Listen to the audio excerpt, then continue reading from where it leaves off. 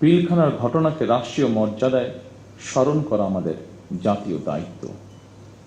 25 ও 26শে ফেব্রুয়ারি ঘটনাকে ইতিহাসে রাষ্ট্রীয় মর্যাদা না দিলে ভবিষ্যৎ প্রজন্ম আমাদেরকে হয়তো ক্ষমা করবে না। তাই সেনাবাহিনীও আপনাদের সঙ্গে আলোচনা করে 25 এবং 26শে ফেব্রুয়ারি স্মৃতিকে অম্লান করে রাখতে বর্তমান সরকার ইনশাল্লাহ কাজ করবে। আমাদের সীমান্তরক্ষী বাহিনী শিকড় আমাদের স্বাধীনতার ইতিহাসে প্রতীত।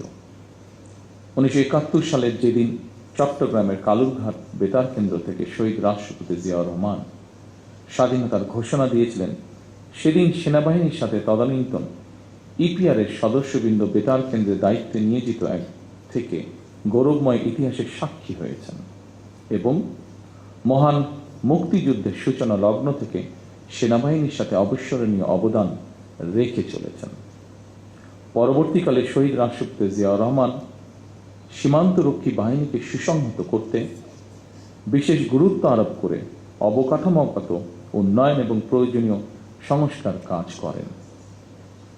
সেনাবাহিনী থেকে যোগ্য ও মেধাবী অফিসারদের পেশনে প্রেরণের সংখ্যা বৃদ্ধি করা হয়। 1978 সালে এই বাহিনীর ইতিহাসে সবচেয়ে বড় ঘটনা হল সামরিক কায়দায় নতুন করে পুনর্গঠিত করা। পূর্বের উইংসমূহকে পরিবর্তন করে ব্যাটালিয়নে রূপান্তর করা হয়। দুটি নতুন ব্যাটালিয়ন সংযোজন করে বাহিনীর সংগঠনকেও পরিবর্ধিত করা হয়। দীর্ঘ সংগ্রামের পর আজ জনগণের রায় নির্বাচিত সরকার দেশ পরিচালনা করছে। দেশের প্রশ্নে আমরা সীমান্ত বাহিনীকে আরো আধুনিক ও সুসংহত করব ইনশাআল্লাহ।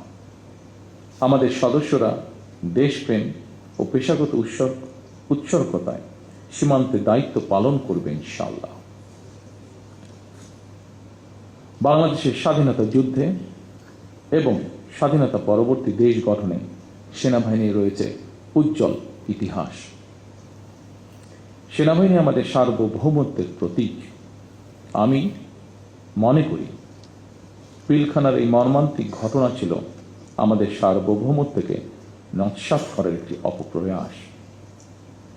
পিলখানার ঘটনার পরিক্রমায় আমাদের জাতীয় নিরাপত্তার কাঠামোর দুর্বলতা ফুটে উঠেছে।